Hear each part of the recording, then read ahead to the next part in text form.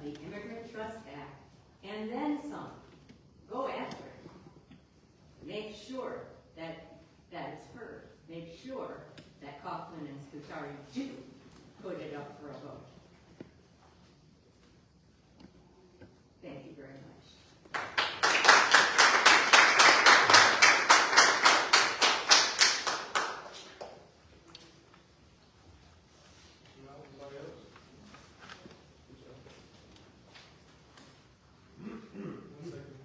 Don't take that off my phone.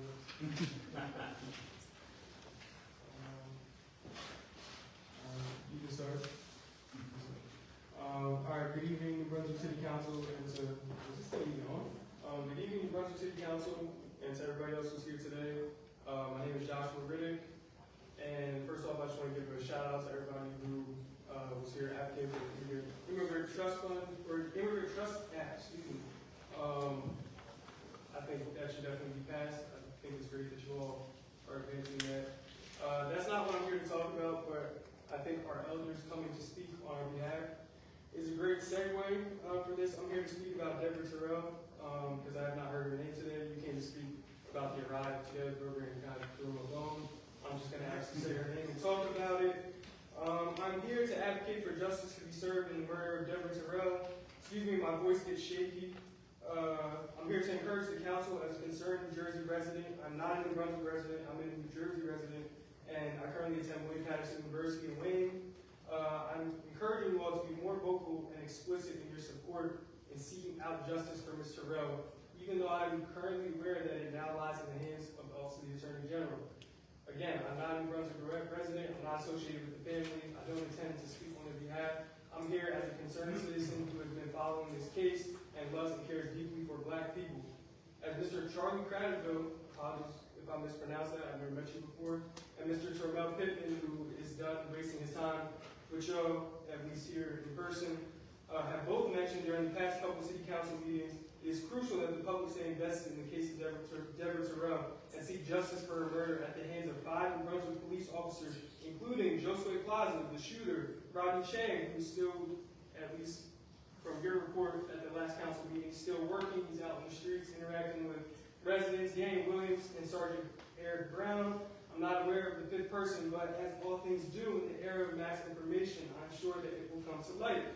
At the last council meeting, Mr. Pittman asked you all a very simple but important question. Have you actually watched the video?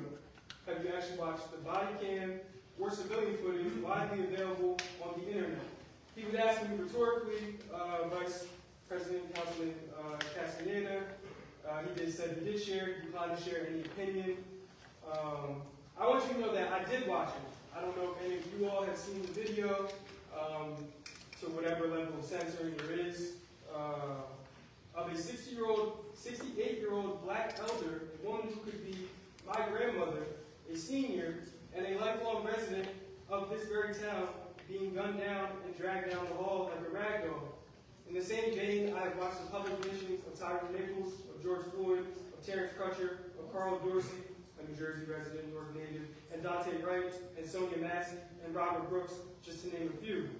But as a young black man, I became acquainted with the topic of police and the potential of police violence very early on.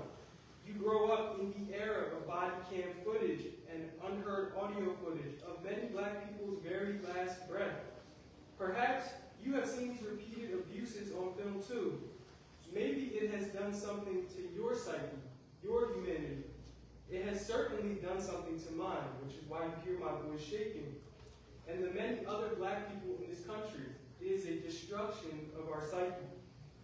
We begin to adopt the assumption of criminality and danger that is projected onto us by people like you all, changing how we see our own beautiful people. In America's internal colonies, the sad reality is, quite contrary to the recent outcries, political violence itself is clearly okay in this country. The state shows us this time and time again.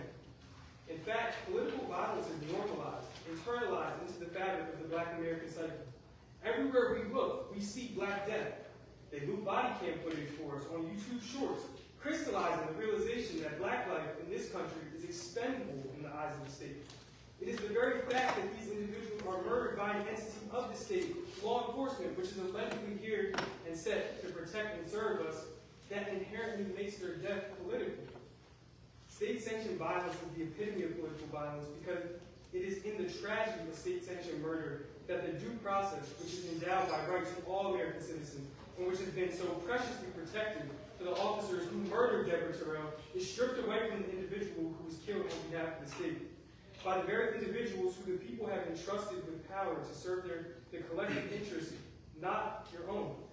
As a result of this stripping of rights, due process, I know I'm about to run out of time, Zero and Ruby, and thereby her humanity in this country, a team of officers quickly became Ms. Terrell's judge, jury, and executioner, denied her the necessary mental health support that she needed, and instead prescribed to her an eternal statue in the Black American Death Parade.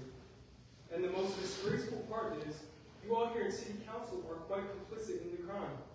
You too are aiding and abetting crime and violence. Thank you, sir. Unfortunately, your time has expired.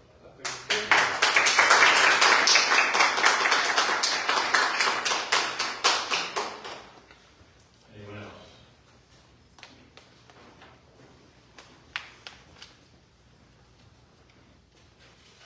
Hi there, April Nicholas, 143 Sedan Street in Brunswick.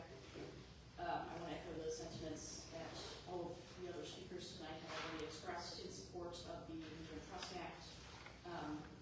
It's, I think a big common sense piece of legislation, and certainly if the majority of the council members here who are in a position to vote on it have expressed that they personally support it, I can't see any reason why this has not passed already. And Council President Anderson has said that you're not in a position to tell the legislature what to do. Passing a resolution isn't telling them what to do, it's telling them your position, telling them how you feel. That's it. And that is something that you are more than in a position to do. It is really your responsibility to do that. I also want to follow up on the many previous comments that I've made about the need for police reform in light of the Deborah death. And that conversation, I understand, takes time, but needs to be had. And my concern, my ongoing concern that I've already expressed is that this is a conversation that, to the extent that it's happening, is happening behind closed doors without public engagement in the discussions and the decision-making process. So, my questions that I would genuinely like an answer to, whether they are a final answer or an answer in progress. What is the council going to do differently so that this does not happen again? And how and when will the public be able to engage in a dialogue with you on those decisions? Well, I think some of the dialogue certainly comes from the public comments that people are giving through here. Town hall meetings would be great, but it takes people to do that. It also takes respect, and that hasn't happened yet. There are talks between a lot of people and what we can do better, different, same, justice. As we mentioned before, we can't talk about it. One, because it's in the Attorney General grand jury, and two, we have been cited with a lawsuit, so we can't talk about that. Council President, if I may, you did ask that I committed to ask a question to the police director and the mayor. The same answer that will be given, but just so you know that it was asked many times about participating in the town hall, and the answer continues to be no. Wow. So the police chief and the mayor have both directly said, no, they will not engage in a public town hall. Knowing that in that type of engagement, they have been engaging in other conversations, but not in that format. What format are they willing to engage in and address the public? I do not. I just asked about it. And Council President Anderson, to your point about not being able to discuss it, in this current moment, I'm not asking you to discuss the specific details of the Deborah death. I'm asking, what is the council going to do to change circumstances in the future? And you can talk about the future. You can talk about it, but again, it all comes back to this shooting. And people will understand that. say anything at this point in time. So when are you gonna say it? When it's over and done. Then what incentive will there be for you to prioritize this if it's over and done with? Wait for the next one? We're already discussing. How can the public engage in that dialogue? Because just speaking at public comment where everyone has their prescribed 5 minutes and once that's done, they can never say anything again. Where sometimes you'll engage in a back and forth, but other times if you don't, if you're not comfortable with the question, you'll say, this isn't a back and forth, this is public comments, not public question. Right, that's a response that we hear pretty often here. That's not a dialogue. So where can the public have a dialogue with our elected representatives about a problem in our community that we need to solve moving forward? Well, again, there are a lot of our committees that you can go to and discuss things with them, and they always get back to us. Can you share what committees those are that would be appropriate to go to and where they I think it's on the website, the community, Mr. Jones's committee, different committees and different things like that. If I may, Yes. so sorry, you know, a lot was just said there, so I got that. Deborah's role of life absolutely mattered, and I think that this was such a significant moment in our city's timeline and history, right? There's a lot that happened, which is going to be investigated and examined. I know I have taken a lot of meetings, I know some of my other council meeting members have as well, about a variety of aspects, right? It's not just law enforcement and policing, it's about mental health, right?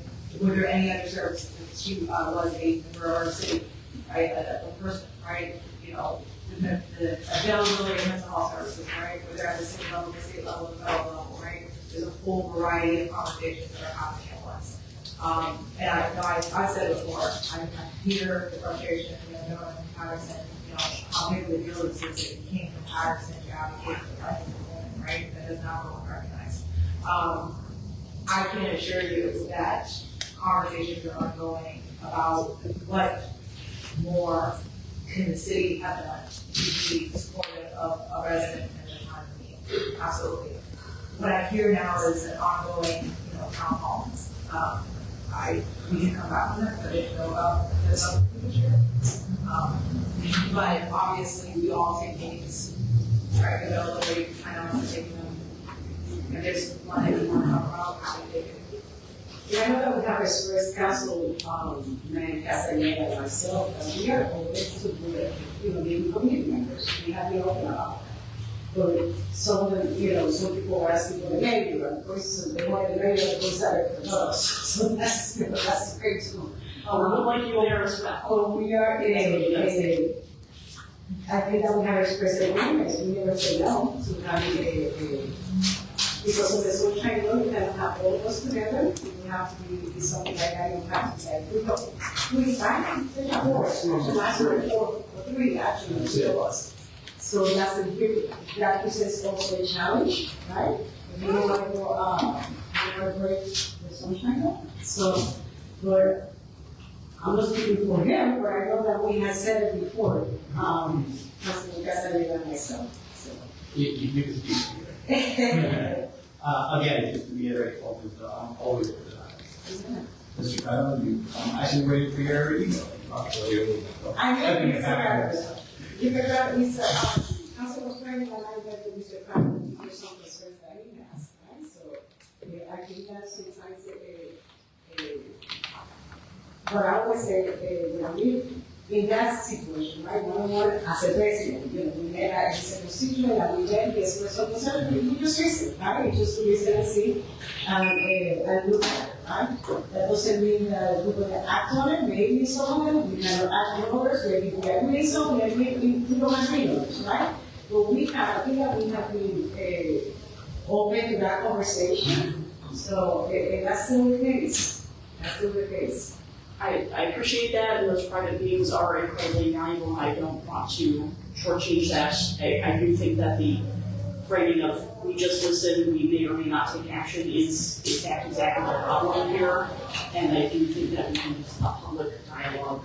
It's not, those one-on-one meetings themselves alone are not going to engage everyone who needs to and wants to be part of this conversation. Again, we are not denying, like I said, Councilman Castaneda, myself, we have said, and I think, yeah, Councilwoman Gaston too. I was expressed that we don't mind meeting with people. We do understand that it's a conversation, right? Just listen, but sometimes, and I'm not talking in general. Sometimes, yeah, we are, right, to listen. And we might have the answer, we might be able to, not have the answer, we might be able to act, we might be able to act in some of this stuff. That's the understanding. I'm not saying, because again, I don't want to put false expectations out there. But the listening part, we are more than willing to listen to our community, especially to our residents, right? Because that's what we're here for, at the end of the day. And so that has always, we have never denied that part. And so that's what I have to say. Thanks. Good evening once again, Charlie Crown, building Brunswick in Brunswick today. I think there's a lot to unpack there, but I'm going to start with what I think is the most critical. Deborah Terrell was killed by the New Brunswick police on August 8th. AG is still keeping it a secret, the names of the officers. 4 officers were present at the time. Sergeant Eric. Excuse me, you say why? What? You mentioned why? I believe there was a vague reference to threats. Okay. The AG is still keeping a secret. 4 officers were there at the time. Sergeant Eric Brown, Officer Rodney Chang, Officer Daniel Williams. Those 3 are back on the force. I can confirm that, having seen them in uniform working. Can you at least assure us that the shooter, the killer officer, Postway Plaza, is not back on active duty? We can't discuss. Well, that's a shame. I think the public deserves better than that. Why can't you just tell us if he's active or not? Why is it a secret? Mr. Credible, you've been told time and time again that our hands are tied on this. We cannot talk about something that's an active investigation